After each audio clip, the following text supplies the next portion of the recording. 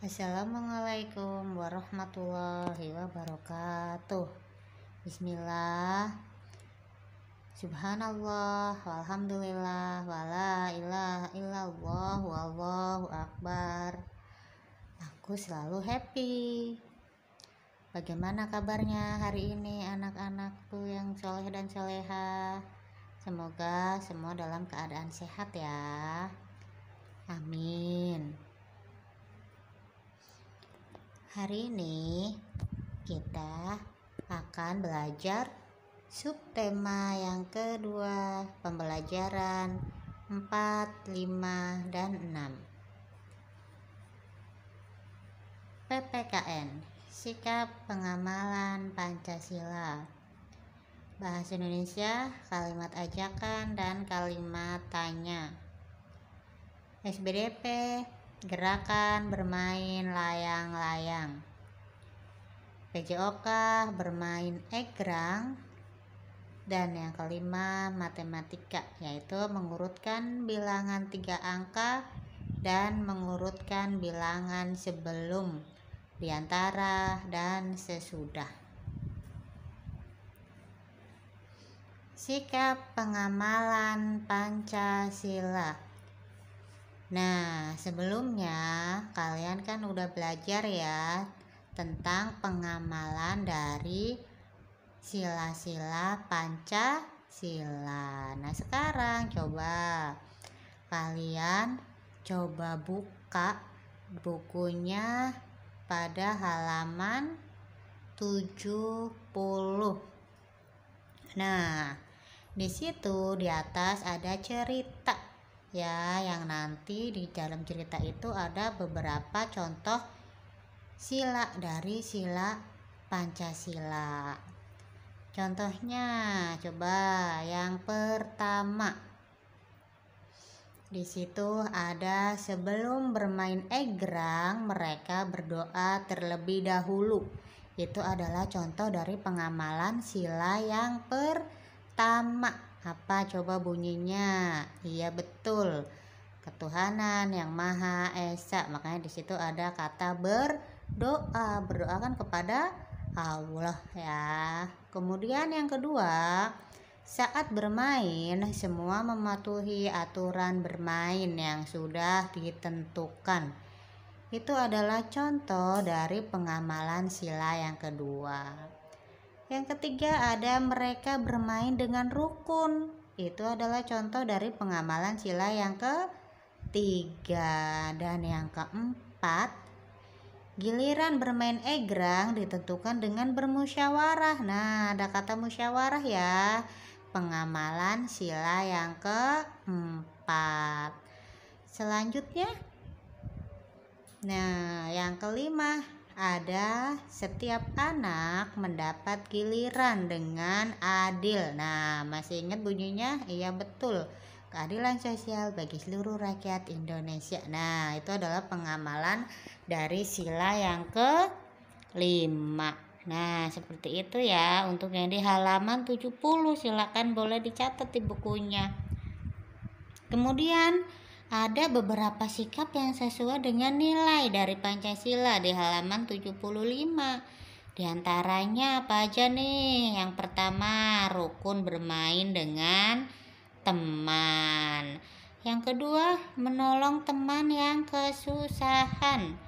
Dan yang ketiga, bermain dengan siapa saja tanpa membedakan suku ya. Itu adalah beberapa contoh dari sikap Pancasila. Selanjutnya, kalimat ajakan dan kalimat tanya. Nah, apa sih kalimat ajakan?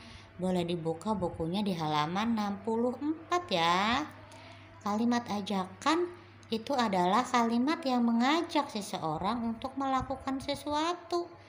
Nah, kalimat ajakan itu ya biasanya diawalinya itu dengan kata ayo atau mari. Contohnya di halaman tersebut ada ayo bermain sepeda bersama. Nah, seperti itu. Atau dengan kata mari kita belajar bersama. Seperti itu ya. Jadi ada kata ayo dan ada kata mari kalau buat kalimat ajakan. Jangan sampai lupa ya. Dalam membuat kalimat ajakan harus diawali dengan kata ayo atau mari.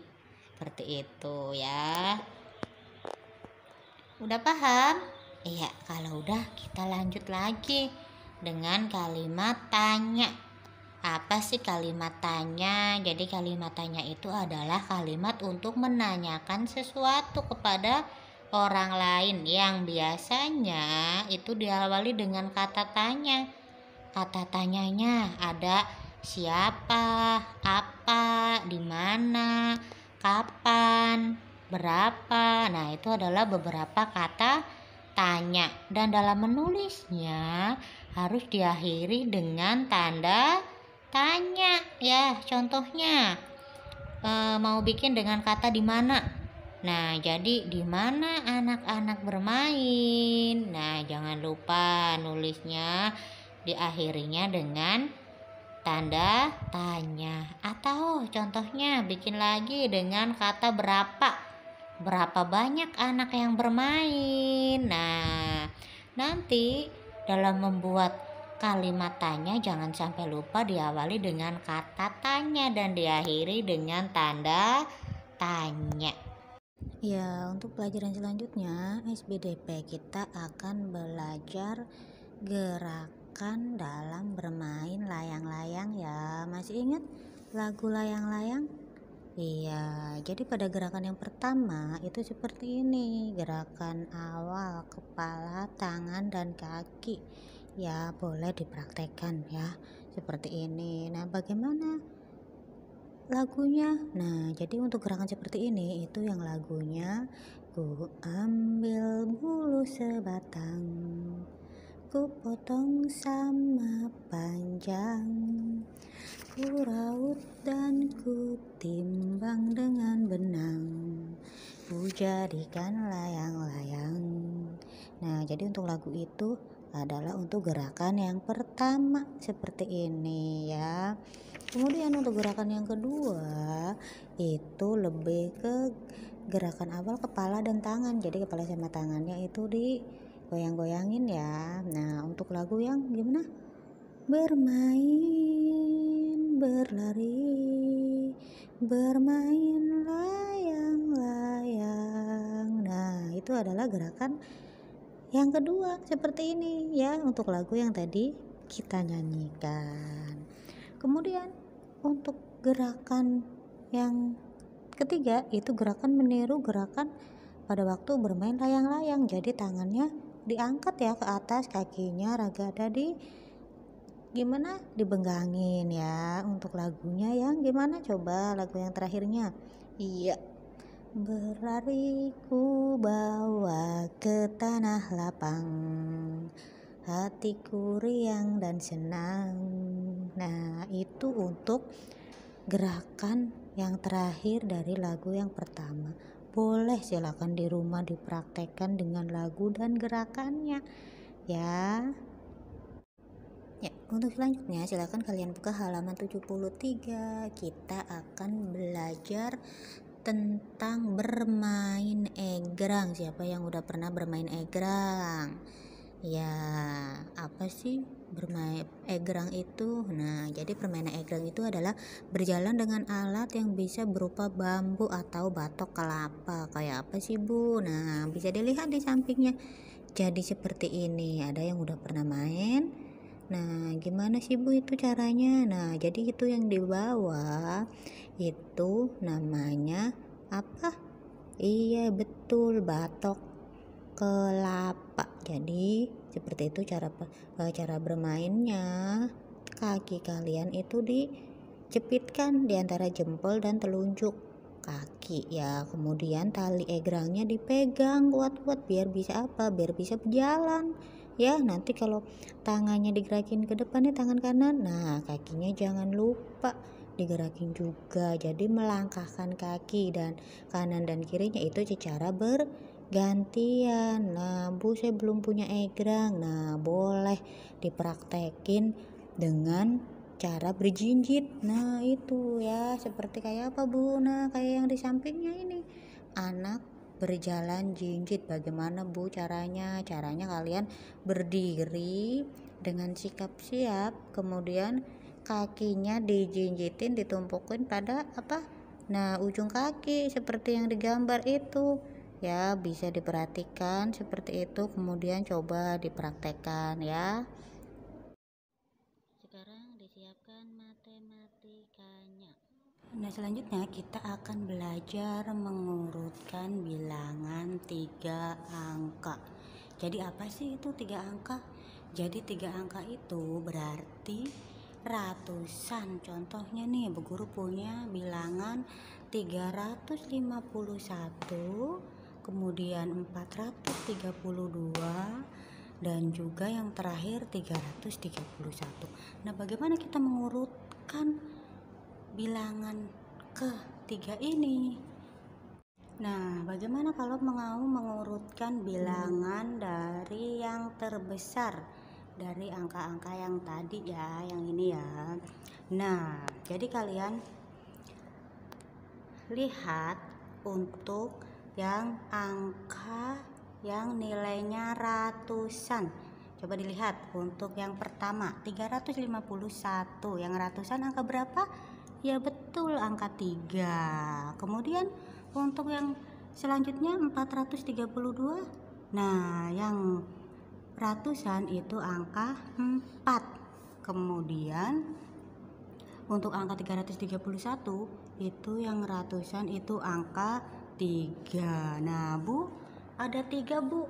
Ada 2, Bu, yang ratusannya itu sama, yaitu 331 di sini 3, kemudian 351 di sini 3 juga.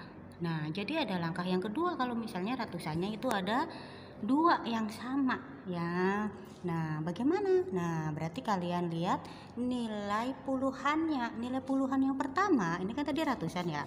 Nilai puluhan yang kedua itu di sini 5. Nah, kemudian untuk yang kedua, ini tadi ratusan, yang kedua ini 3. Nah, jadi besar mana antara 3 dan juga 5? Iya betul, yang besar itu yang puluhannya 5. Jadi untuk bilangan 351 dan 331 itu lebih besar yang bilangan yang 351.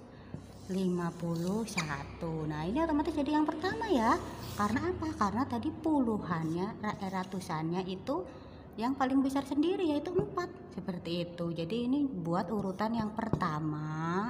Kemudian karena ini puluhannya itu lebih besar daripada yang kedua, yang 3 ini, jadi ini jadi urutan yang kedua, dan yang ini adalah urutan yang ketiga ya. Jadi kita mengurutkan yang terbesar tadi udah kita dapatkan.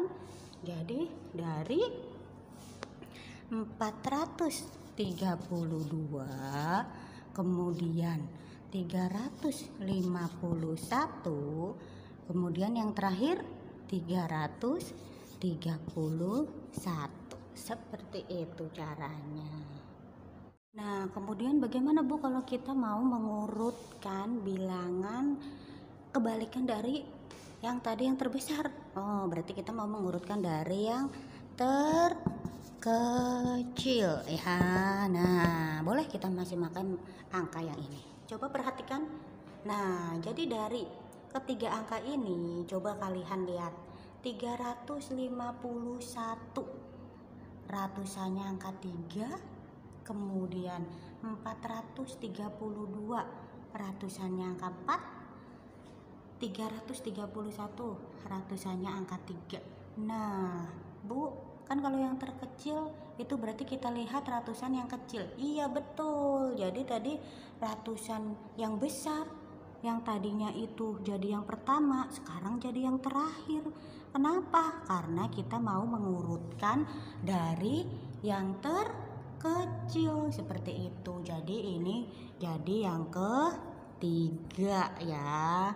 Nah, itu terus angka yang 2 gimana Bu? Nah, untuk angka yang kedua coba, karena ratusannya itu sama, yaitu sama-sama angka 3. Di sini juga 3. Nah, kita lihat puluhannya. Puluhannya di sini 331 itu puluhannya yang angka 3 dan juga angka 5. Nah, besar mana? 3 dan 5? Nah, besar 5 ya. Tapi karena yang diminta itu mengurutkan dari yang terkecil, jadi nanti yang terbesar itu yang jadi urutan yang kedua. Kenapa, Bu? Kan karena kita mengurutkan dari yang terkecil. Jadi yang puluhannya kecil itu jadi yang pertama kalau ratusannya sama, seperti itu ya. Jadi urutan yang kedua setelah 432 adalah yang ini. Nah, dan yang terakhir otomatis yang 331. Seperti itu. Paham? Nah, boleh di sini langsung ditulis 331, kemudian 351, dan yang terakhir tadi berapa? Iya betul, 432. Seperti itu ya. Selanjutnya kita akan belajar mengurutkan bilangan. Nah, di sini ada contoh. Misalnya mengurutkan bilangan dari 321 sampai 327. Nah, coba sekarang kalian perhatikan angka ratusannya. Ya, angka ratusannya berapa? Iya betul 3. Nah, jadi nanti kalian tulis pertama ratusannya dulu ya. Nanti diurutin. Jadi nulisnya satu-satu. 321. Nah, jadi coba silakan tulis 321. Nah, sampai berapa tadi? 327. Nah, berarti dilihat ini ada ratusan 3, duanya puluhan, satunya satuan. Jadi kalian urutkan. Urutannya gimana, Bu? Lah berarti yang di belakang ya, urutan belakang berarti depannya itu sama. Tulis silahkan 322. Nah, 323. Lanjut 324. Nah, 325. 326. 327. Jadi yang kalian tambahkan itu satuannya ya, yang belakang ya. Nah, seperti itu. Jadi 321 sampai 327 yang kalian, karena ratusan sama-sama ada 3, puluhannya 2, satuannya yang beda. Jadi kalian tinggal mengurutkan yang satuannya seperti itu ya. Paham ya? Silahkan boleh dipelajari lagi. Kemudian kita akan belajar bilangan sebelum bilangan. Maksudnya gimana sih, Bu? Nah, coba bilangan itu apa? Ya betul, contohnya ini 436. Nah, Bu Guru punya contoh. Di sini ada kotak yang kosong. Jadi harus kalian isi. Nah, maksud dari bilangan sebelum bilangan itu berarti sebelum bilangan 436 berarti kan ada angka di depannya. Gimana, Bu, caranya? Nah, seperti yang tadi kalian lihat nilai satuannya. Satuannya berapa coba? Iya betul, satuannya 6. Berarti 6-nya maju. Jadi berapa di depan angka 6? Iya betul, di depan angka 6 5. Nah, terus, Bu? Nah, yang 3 tetap tulis puluhannya tetap 3. Yang 4 pun sama, tetap 4. Jadi bilangan sebelum 436 itu 435. Seperti itu ya. Paham ya? Nah, selanjutnya ada bilangan sesudah bilangan. Nah, jadi kebalikan dari yang tadi. Kalau tadi kita belajar bilangan sebelum bilangan, sekarang kita belajar sesudahnya. Berarti nggak maju lagi tapi mundur. Mundurnya gimana, Bu? Nah, sama. Kalian lihat nilai satuannya 4. Oh, berarti habis 4 berapa? Iya betul 5. Nah, jadi yang 56 yang di depan, angka 5 dan 6 maksudnya. Nah, tinggal dituliskan 6 terus 5. Nah, seperti itu. Paham? Jadi bilangan sesudah bilangan dari 564 adalah 565. Seperti itu ya, gampang ya, mudah ya. Nah, selanjutnya kita akan belajar bilangan diantara bilangan. Nah, kata diantara ini berarti di tengah-tengah ya. Nah, ada bilangan 233, kemudian 235. Nah, di tengah-tengahnya berapa nih? Nah, coba dilihat. Nilai ratusan. Iya, betul 2 nilai ratusannya. Kemudian nilai puluhannya 3 sama. Nah, terus Bu, yang di depan ini 3, yang di belakang ini 5. Nah, berarti di antara angka 3 dan juga 5, angka berapa? Iya, betul, angka 4. Berarti di sini tulis 4, kemudian di tengah tetap 3, terus di depan juga 2. Seperti itu ya, paham ya. Jadi maksud dari bilangan di antara bilangan itu seperti ini, dilihat nilai yang satuannya. Demikian untuk video pembelajaran hari ini. Sekarang silakan disiapkan tugasnya di halaman 66. Kerjakan, ayo berlatih ya. Terima kasih. Wassalamualaikum warahmatullahi wabarakatuh.